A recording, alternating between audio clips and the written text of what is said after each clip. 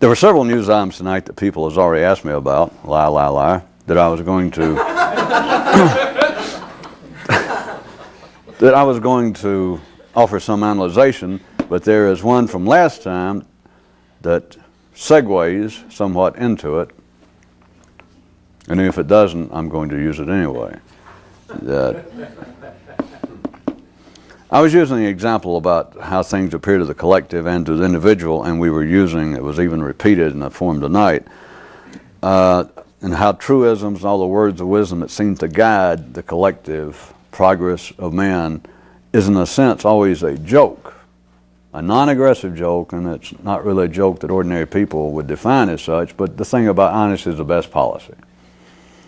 And if you recall, I drug out made-up examples as we went along of cavemen laughing at the fact or being astounded the first time that another caveman or somebody said, honesty is the best policy and you shouldn't be stealing food from the cave there when your neighbor's gone. Just because he's gone, you should be honest. And the first caveman, my little joke, it was like he went, what? Yes, honesty is the best policy. And at that level, it's not. But now let's go. What I wanted to try and seg you into was a slightly expanded version of it. And tonight the news item went something like, that which might be so for all would not necessarily be so for one. And what that gets down to amount to would be this kind of example that honesty at the collective level is not just the best policy. In theory, honesty must be the best policy. There is no way out. It's not open to debate. It would only be open to debate or argument on the fringes of society, which is no consequence. In other words, if we were dealing with literal criminals, those that the majority consider insane, that would say honesty is not the best policy. It's just not worthy of consideration. It's meaningless. And that's the way life treats that edge of its own body. It is at the collective level. If we're talking about everybody, we're talking about every sane body, every ordinary body. Honesty must be the best policy. It's not a matter of will it, can it. It's not a matter that somebody proposed it. It's not a matter that one religion or one culture said, well, it should be. It must be. But now to expand the kind of example so that you see that it's not just a joke, and it's certainly not an attack on civility and honesty and civilization. Instead of just picturing this caveman, the first person who ever heard the idea that honesty is the best policy, and his at least feigned astoundment of, what? The reality of the little humor that bubbled when I brought up that example last time is still valid, the reality behind the humor, and that is honesty must be the best policy for the collective, for all. But for the individual, a specific individual here or there, the news item said it could be otherwise. That's to say the least. Because literally, now if you will forget any ideas of morality and decency and etc., that to an individual somewhere, it's not just a historic or an anachronistically based piece of humor for me to try to make up this caveman who goes in reaction to hearing honesty is the best policy and he thinks that's insane.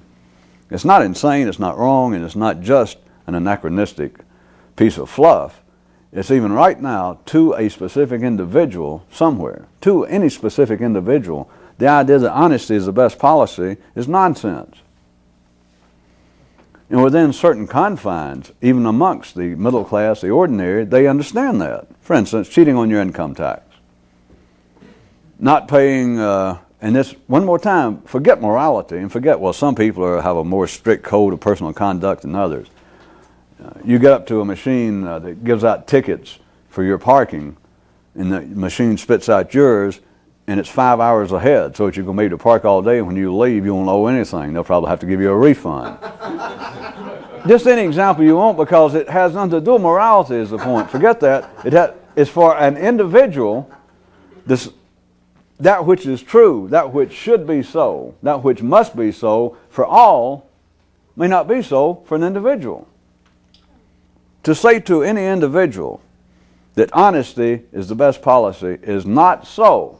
It is meaningless to an individual, in the sense that an individual, take your choice. Well, it's the sound. A elk. No, let's not start. Send me 2 mongooses. Let's don't start that stuff. It's to an individual, literally, to say that honesty is the best policy is not so. Just, you can feel it. If you can theoretically get yourself away from all ideas of any sort of decency, morality, etc. It is not so. If you looked at it at the individual level, again, if we can play this game, which we can, if you can think it all, to where we can have things as they are, then change them, and still sort of have them as they are, as a kind of mind experiment. If you still had some sense of morality as is known now, and you were suddenly thrown back to caveman days, you were suddenly out on your own, that you are now one, and not part of the collective. And this could happen, that you're suddenly dropped into God knows how. You're suddenly in some aboriginal part, uncivilized part of some lost continent, some island here on this planet right now. And you see other people. They appear to be some form of human, but you can't hear what they're saying, and they seem so strange. Just make up your own little details. It's that you don't go approach them. And you're starving. You're about to die. You do know this. Again, if you were sane to start with, an ordinary middle-class person, you would suddenly find yourself in this environment. The idea that honesty is the best policy, that is, for whatever reason these people seem to be, you just sense that it'd be dangerous for you to go approach them. And so they turn their back and leave, and they got food there. The idea that honesty is the best policy is not so. It's not that it's meaningless, it's just not so to an individual. Now, I know I had to make up extreme, unusual circumstance, but if you get good, you can get past that. Examples don't mean anything except for children, except to get you started. It's not that just the circumstances makes it all right to steal. That's not the point. The point is to an individual. If you are no longer part of a group, then that which is true to a group is not true to an individual. Not because of the circumstances, not because of some kind of situational ethics. It's just simply what is true for all is not true for one. But if honesty is not the best policy for one, for an individual, if it stayed that way when man, because life would not progress, well, it couldn't just be man, there had to be great numbers of man. So if honesty is not the best policy for an individual, and then life needed man to grow, life for whatever reason selected man instead of beavers to be its outlet for whatever we call this. Fallen timber. No, I think it's more like brains, intelligence. Once it collected large numbers of people, you do understand that then honesty had to become the best policy. If it was all right for an individual to do whatever it took to stay alive, then once you've got large numbers of people, that can't be true. And you can forget all morality, you can forget religion, etc. It simply would not work, and you can see it. So that which must be for all, for large groups, is not necessarily, to say the least, so for an individual. It is thus that there can be forms of rebellion without harm to anybody, or it can be that you could consider somebody who could think for themselves would be like an outlaw with no criminal intent. Because it's not to say that if you could think that you would have no sense of morality, etc., but you could be an outlaw, you could be a criminal with no criminal intent. Because it is true, it's not because that somebody individually thought it, it's once you see it, you know that you simply see it's a fact. Right? Any examples? That which must be so for all is not so for one. And, well, I don't have to say much more. I was going to say, just look at it from an ordinary view. Imagine trying to sell the most intelligent, ordinary person you know something like that. And they'd consider that you had fallen below the ranks of the ordinarily intelligent, or that you had become deranged, or you're becoming a madman, an intellectual fascist of some kind. Because it does sound right on the surface. It just sounds, well, that is dangerous, or that is almost some form of fascism, or that's just insane. That's anarchy. You're just saying there's no basis for civilization, that you should rebel against civilization, or that you should not put up with ordinary morality. Notice the built-in safeguard. I mean, if you were so dumb to go out and try to say that. Because it's true that all, the collective, would turn on you. Which, if you're that dumb, you deserve to be turned on anyway. But you do hear that if you tried to say something like that, if you thought, well, this would be nice for some of the ordinary people to know, I would just try to explain it to them. You wouldn't get many words out of your mouth until people would be working on your lips and teeth and gums. And I don't mean dentists. They'd be trying to fit you up for an unusually hemp-based necktie. Because, see, to the collective wisdom, collective intelligence, such as honest is the best policy, is collectively so. It's not open to debate. And that's not the purpose in bringing up such news items. It's not to say, well, that's not true, because it is true. But just because it's true for all doesn't mean it's true for one. And whether you follow it or not, I believe I offered the best example that you could see if you can get past the invented circumstance of being dropped in a strange place. It's just see that if you were back, if we were, instead of now being a collective group, a civilized group, if we were all spread out and still had some remnants of what we have here, and we were suddenly thrown back out and we were all off on our own, and we were back to being individuals, we were out alone, then that which was true, that which was necessary, that which was valid and operational for the group is no longer operational. It is not, and it's not because of the circumstances, the tricky part. It's not because, well, yeah, now I'm thrown back out in the wilds and I got to look after myself. You're making me revert back to an animal level. Again, it's built-in safeguard, because if that's as far as you take it, then there's no arguing with that. It is not that. It is simply a fact and fact. I was making up for the elk thing. It's simply and fact. That which is so for all is not so for one. Not morality, it is simply the way that life has expanded. That leads into what I was trying to get to. There was another news item tonight that pointed out that to the collective and to the individuals, the people in the collective, numbers are everything. And there was a news item last time that's, I won't try to quote now, but it was kind of led up to this, about to certain people numbers appear to offer stability, there appears to be order in numbers and predictability. That was sort of a setup, because the news item tonight just gets right to the heart of the matter, to the collective and to the people in the collective, those who are satisfied to be there, and properly so. Numbers are everything. This is connected to that which is true for a collective and for all is not necessarily so for one. The collective cannot operate without great numbers, all right, without numbers. The collective, by its own definition, there would be no such thing as a collective made up of one person. Now, we're really stretching it. It would be meaningless to say, well, all right, let's get two people together and then we'll have, by God, a collective. Numbers. If you look at the physical existence on this planet, just that which is obvious, and if you're getting good enough, you understand that that which is obvious to some people can be taken to be a satisfactory explanation. I know it's radical, but we must press on. Numbers at the most basic level, at the most physical, non-human, non-intellectual level, would seem to be the obvious safeguard in a species, in physical life, surviving.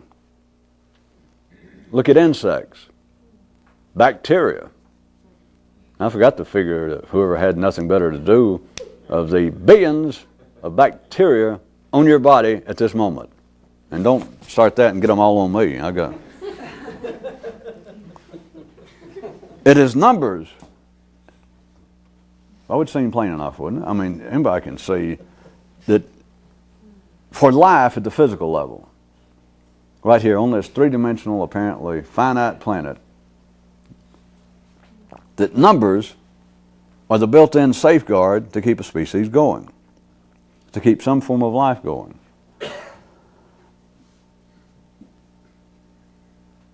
Then, that was a pause to consider. Yes, yes. Everybody should be able to go with that. But then you get into the areas of that are singularly human, and it's the same thing. What could be more human than the area, let's say, of medicine, education? And what would be pretty far removed from the world of lions and tigers and beavers and insects and bacteria? Things that only the human mind could come up with. All right? What could be more astounding? What is more, if we were comparing man, just for the sake of the conversation, with other animal, viable, sentient life on this planet? Medicine, attempting to treat himself, prolong life, more than would seem to be the norm. Look at this. We're still talking about numbers, remember. There's no such thing as one magic pill. There are pills that are magic, but you got to take a bunch of them. There's got to be more than one. There is no such magic pill that's one. Some of us were certainly hoping better for that example. How about education? That is, the institutionalized recollection, proliferation, the spreading of knowledge. There is no one magic knowledge pill. There is no one piece of knowledge. There has to be these large numbers. And when I say numbers, it gets to be infinite. Well, that is, hormones, remember, their motto is ride a horse. And neurons is ride a horse till he drops. Then ride him some more. Think about the magic pills. Think about horrible diseases. We won't go into some of them. But diseases that can interfere with your erotic pleasures and such, serious diseases. And there were diseases at the turn of the century were killing people. Sexually transmitted diseases. And now there are pills that you take them for 2 or 3 days, a week, and it's gone. But notice, remember, this is not medicine. I'm just talking about numbers and how it permeates all of existence. And it's tied to rhythm, and it's tied to the difference of the collective and the individual. Why? You never think about it this way, because you got disease and a doctor says, what the disease is, well, hey, that's no problem. They've got some medication now, and we'll have that cleared up in X amount of days or 2 weeks. And you think, well, you're just used to it. But think about it. If they can stop something, how come they can't put it in one pill and give it to you and you take the pill?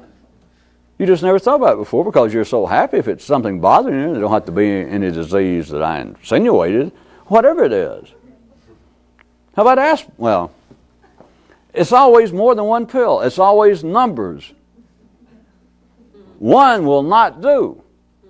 You cannot say, well, I have saved up my money. I've always wanted to go to Harvard. Give me the Harvard pill. I've got right here, I have got $750,000. Can I bypass the 4 years? Can I have the Harvard knowledge? And of course, you're laughing already, but it's the same thing as, why is there no one magic pill? If somebody wants, great spiritual or intellectual, metaphysical information, some secret, I want it. You can go, pick out any religion you want, and you can go from now until the day you die, as long as they'll lay in the door, and there's no end to it. The priest, the rabbi, the minister has got to ride that horse till he drops. And you think, well, Jesus, we can't go any further. And they say, well, here we are, through with the last book, Revelations of the Bible. Be sure and be here next week, and we're going to start all over by God in Genesis. And people go, all right. You took the pills for 2 weeks and it didn't clear up? Well, no, I still got a little bit. Well, here, then go refill it and you'll be all right. And you think, boy, that's great. Life does not operate on the basis of one. It's always many. And, jump sideways streams. I went from the bacteria and insects into the human world, but let's back up sort of sideways, not back up. How about this? Creatures that by and large, and I'm just taking zoology's word for it, because examples there in life, the creatures that compared to the collective, the pack-driven, the more a creature is judged to be a solitary animal, a tiger is one example that comes to mind. Notice this, just here today, and it's been true before, but right today, creatures that appear to be more solitary in nature, a tiger, as compared to elk, wolves. The more a creature has apparent solitary inclinations, the more he is likely to be endangered. And on top of all that, since I picked out the tiger, he is also, by zoology conclusions, considered to be the ultimate killing machine. Don't lose it yet. We're not talking about zoology. Here it is. Compared to all these lowly creatures, insects, bees. There's no shortage of bees. Bees are not on the endangered species list, nor are ants. But of course, it would be silly to say, well, ants are, compared to a tiger. Tiger's got to watch out for ants because an ant will kill a tiger. It's silly. There's nothing will kill a tiger, more or less. And yet, tigers are by and large solitary. They do not run in packs, and they are, right now, according to zoology environmentalists, on the endangered species list. But I could pick out others, but it wouldn't make any sense. Just trust me. You won't go wrong to believe what I'm saying, to operate on that basis and think about it.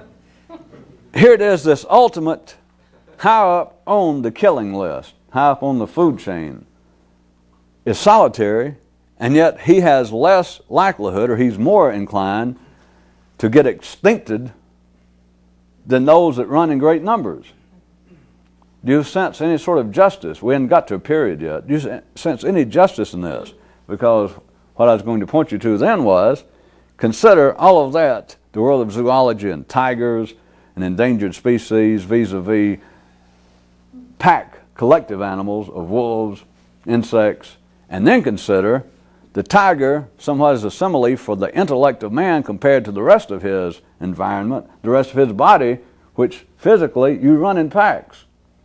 Physically, hormonally, you are collective. But when the intellect is really at its height of being a killing machine, and when it's the height of the food chain in you, it is a solitary animal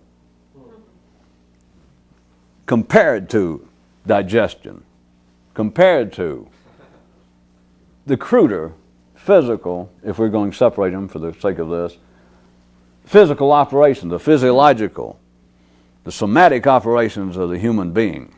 Compared to that, this would be like a tiger out in the bushes. Now, the more you can think for yourself, the more that simile holds true, and of course, the more it holds true, the less importance it is because you don't have to worry about it. But it's, at the same time, it should be. If the intellect is going to have any sort of overriding power over the rest of a person, it should almost be the ultimate killing machine. Well, now we're back to what civilization, what the collective believes, what is being civilized. That you have the ability to not steal, even when you have the opportunity. That you're a mind, that you're a moral, a decent, a knowing, a conscious, a thinking person to such a degree that you look around and somebody left some money there. And you could take it. But the tiger here, that you've got a killing machine on the high end of the nervous system that can override those kinds of crude, uncivilized urges. So from that view, it's exactly what we're talking about. But when it gets into operation, a man's mind is not ordinarily that much of a solitary creature. And you all know that by now because everybody wants to think, well, what's everybody else think? You got no choice. Does somebody want to actually be a tiger up here? Well, I don't think so. There's no way to put this because we'll assume that some of you think so, but if you tried to ask an ordinary person, how would you like to just be thinking what nobody else thinks? Not crazy. I mean, at least nobody would know you are. And you could still get by, motivating, get around in life and live out your days. And yet inside, you're like some kind of solitary creature. And while everybody else is thinking so and so, and you might nod along, to keep from being lynched, or just, to be friendly. Or maybe just trying to exercise your nerve. And just as insincere as could be. And you ask somebody, if the best they could make of it, who's going to take you up on the offer? Like, phooey, who wants to do that? I want to be. Of course, they've got their own explanations. Ordinary people, they would go, well, that's not the way to be, or I want to think in the correct way, I want to feel in the correct way. And what they're saying is, I want to be an ant. I want to be a sheep. I want to be healthy. I want to be normal. It's numbers. That is not what it's normally called, certainly. But that is what sanity is a great love of numbers. That is what seems to, they call it other things obviously, but would seem to make life bearable to ordinary people for 60 or 70 years is what? They can say family, my faith in my religion, they can say all sorts of things. But you say, well, go out and hang out in the woods by yourself like a tiger. Nobody can do that. Not an ordinary person. And I don't mean just physically. That's why I keep letting these news items pop up about hermits and recluses. It's not trying to give people a subtle hint like all of you should grow a beard who can and go off and hide in the woods and smell like a bar. And don't pay your taxes and have a gun and a sign on the welcome mat at your house that says, you better have a warrant. It's not that. But this inside, you have got to be able to free. You got to have the desire to, for whatever strange reason, to get away from numbers. But numbers are sanity. Numbers are everything. And it's everywhere right in front of you. It's the obvious answer to why is civilization against me? Why is civilization sometimes running at loggerheads to what seems to be natural desires? Why are crowds and mobs mad? Why are the mobs always in charge? It's all the wrong questions. Well, it's all right if you're part of the collective because it doesn't get you anywhere. You don't have to turn around and go, oh. No, you can get a headache that way. A sheep or a cow suddenly turn around and go, it's the glare right off of a point-blank wall. No. Well, think about those big old brown, trusting, sad, uncertain eyes. It's something like point-blank reality, like a flashlight in a poor old sheep's eyes. That's not right. And of course, you can't do it to a tiger because a tiger might jump out and eat your young ass up right out of the bushes. The answer, if the question was put correctly, to all the kinds of questions that men have been proffering for 6,000 years about why does us being together and being in civilized conditions seems to be at oftentimes so disturbing, so annoying, so disquieting. It's because there must be numbers. And you could put the ordinary mind in a certain way and they'll go, well, all right, you're kind of right. There are too many people. No. We're getting too close together. No. The more people you got, the more conflicting ideas, the more opinions, the more bees you have, the less likelihood that human intelligence collectively is going away. And people complain, well, we've got too many religions. We've got too many conflicting political ideologies. That's why people are killing each other. No. That's partly why we're still here. There's too many. There can't be too many. Not for the collective. Now, if we're talking about an individual, you're right.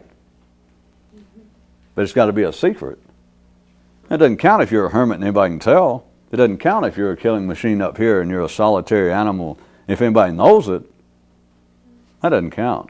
Well, plus you're not when I say it doesn't count. What I mean is it's just a dream.